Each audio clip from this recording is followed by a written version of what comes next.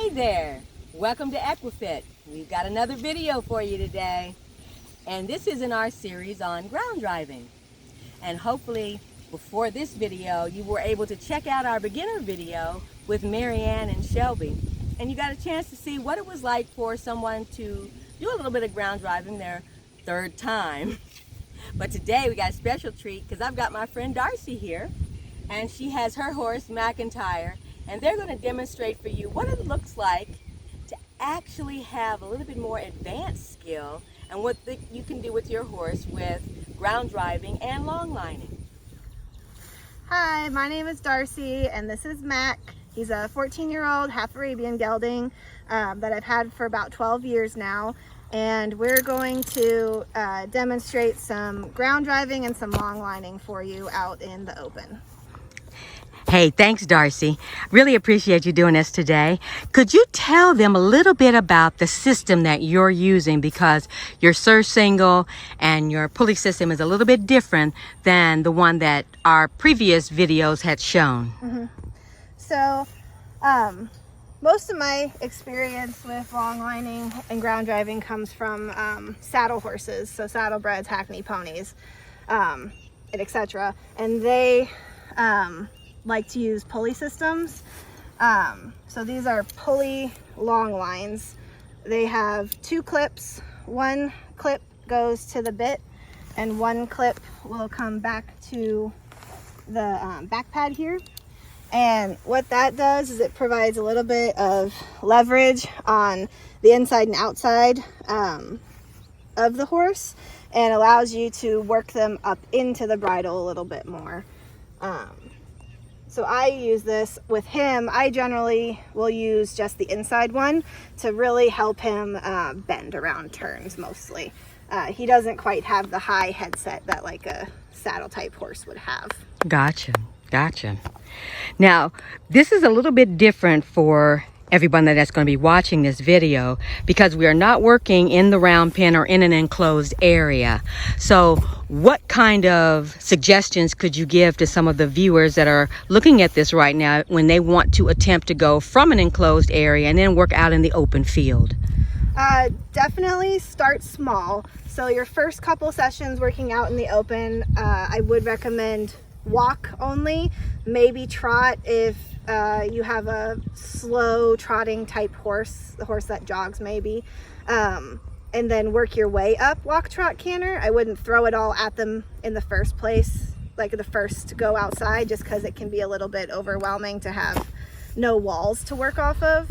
And make sure you have a really good whoa before you come outside. If the horse doesn't whoa off your voice, and you get into an entanglement of something, because things happen, horses spook, reins get where they're not supposed to go. If you don't have a good whoa, then you and or the horse could really get hurt before you come out. Gotcha. Okay, well, go ahead and let's get him set up, and then we're going to watch what you do as you start with some ground driving and then work him into the long lining.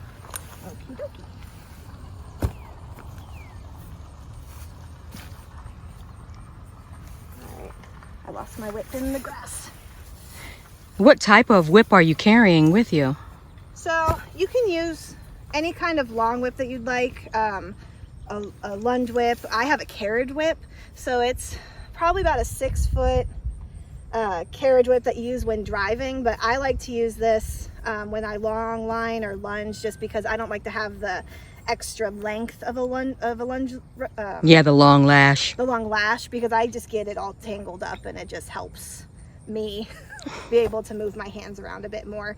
He doesn't quite need it very often. It's just kind of an extension of my arm if I need it, but he mostly works off of voice command.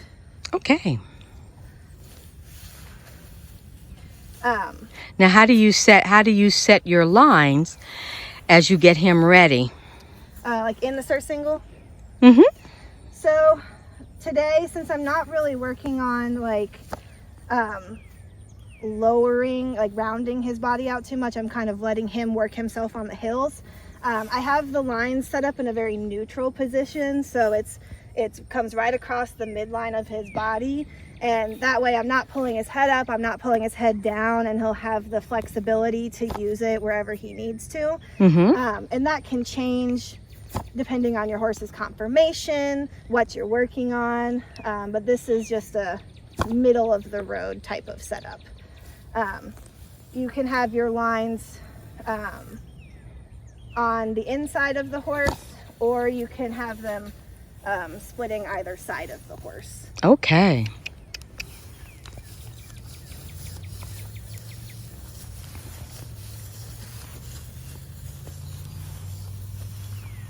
And I like to make sure I don't have knots in my rope.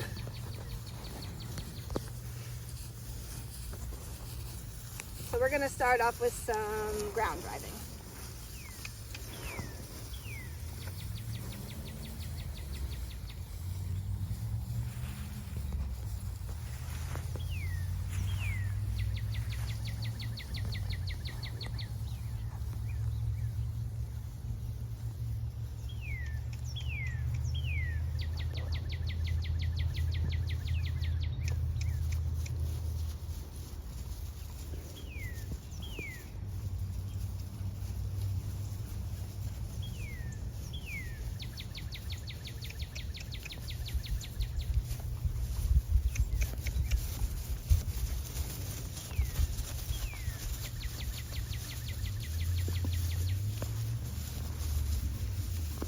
I might actually have to pick my whip up.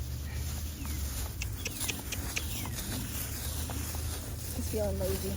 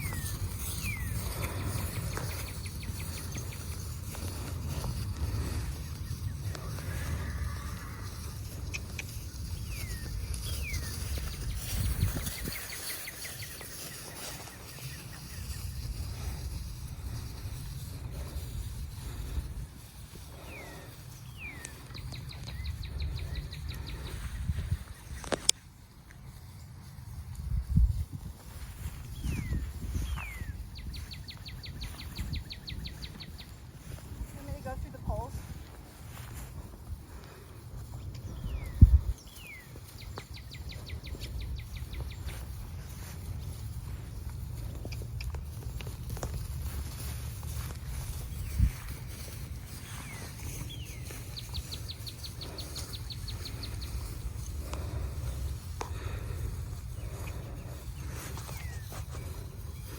Now it's interesting to note how Darcy keeps the lines in her hands, because she's using them just like she would be holding her reins if she were riding him.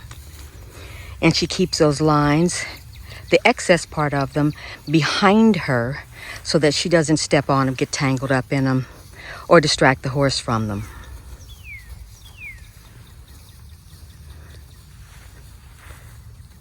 Nice, Darcy. Now, whenever you want to go, you can shift into how you would do the long lining, to go from ground driving directly into the long lining. And it's important to watch Darcy's positioning as she makes that shift.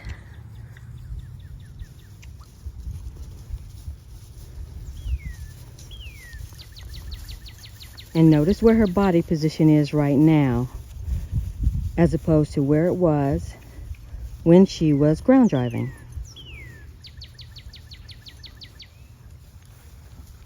Look at that pretty guy.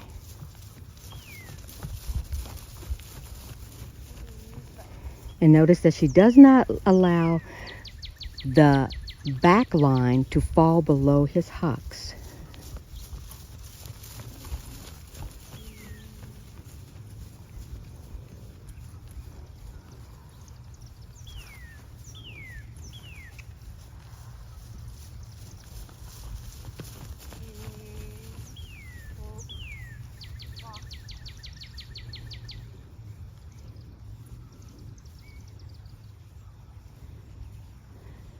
And now she's changing directions.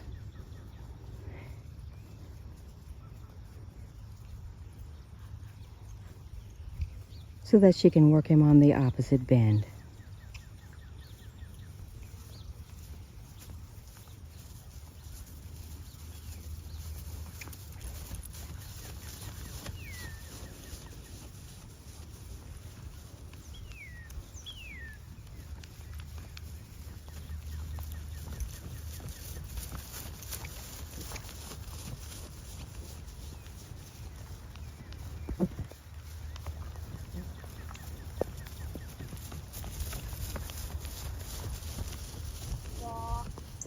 Nice. Notice how nice and relaxed Max stays and how he makes his transitions from walk to trot and trot to walk without throwing his head up or stiffening his neck. Nice.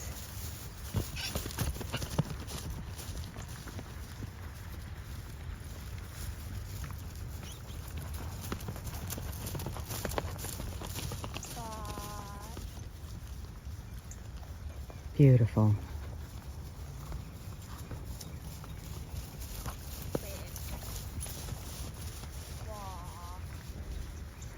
Nicely done. Thanks, Darcy and Mac. Okay, Darcy, that was such a great training session. Could you show us now how you go about organizing your lines when you're finished with the long lining, and also tell us a little bit about that extra equipment you've got, or that cripper that you've got up on top of Mac's back? Sure. The bugs. Yeah, bugs are bad right now. All right. So one thing I do is you make sure you step out of the middle of the lines, because if he were to take off wandering away right now, I don't want to get tangled up in all of this. Mm-hmm. I like to, since I have the pulley system, I have flat lines and rope lines. I like to match up my ends and then roll them up, making sure everything is flat and untangled. And I always put the next loop on top because I want it, when I drop them down, I want them to fall down and not be tangled. Okay. So if you put them up untangled, they'll be untangled when you take them down again, because a lot of times you don't want to have to stand here and untangle all of your rope and everything. So I tie this in just 1/2 of a bow. So I pull the one loop through. So all I have to do is pull this string and they come down. Gotcha. One of the extra bits of equipment that is a holdover from my saddlebred training is this crupper here. This you'll see on driving harnesses most often, or long line horses. This basically prevents, when you're using the draw lines, it prevents the surcingle from being pulled forward. Okay. But it's very loose, so I'm not tugging like on his tail when I'm working at all. And if he were to tuck his butt to buck or anything, he's gonna hit this and it will remind him to not do that. Okay. I want to get a good shot of how that looks and how it's wrapped around his tail. Good. Great. Thank you so much, Darcy. You're welcome. Thank you, McIntyre. I think I owe you some treats. Thank you, guys. This is another great video from Equifit. Hope you enjoyed it. Bye now.